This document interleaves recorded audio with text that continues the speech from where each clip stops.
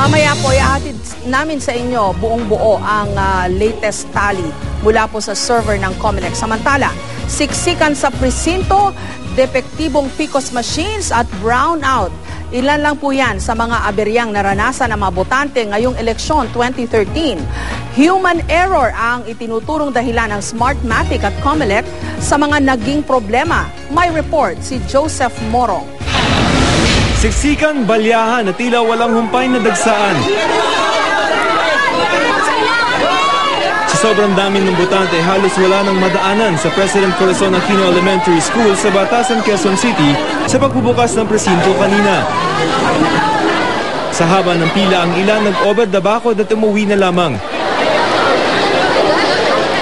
Pero ang kawawa, ang ilang senior citizen na tiniis ang dami ng tao. Wala raw express lane para sa kanila at sa persons with disabilities o PWDs. Si Aling Rosalia Olivero, 56 anyos, natumba ng madatna namin. Dahil sa Parkinson's disease, hirap na hirap siya sa paglalakad. Tinulungan na namin siya makatawid sa siksikan para agad makarating sa kanyang presinto. Damay ka na? Nahiya ko sa'yo. Hindi, okay lang yun.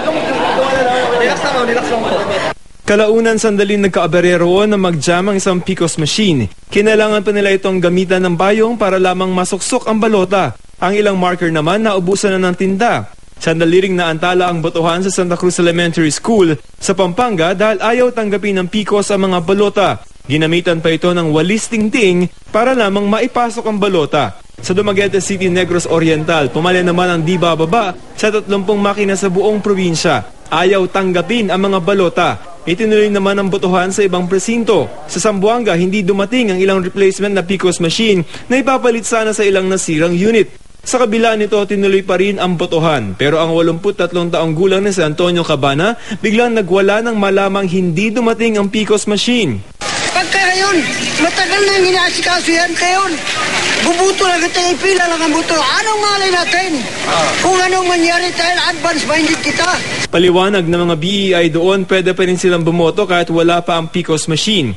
Wala namang naging problema sa PCOS sa mga botante sa Coronadal City, South Cotabato. Pero nahirapan din sila nang biglang mag-brownout sa lugar. Umabot ng mahigit 20 minuto ang brownout. Ang ilang BEI napagamit tuloy ng mga flashlight habang patuloy ang botohan.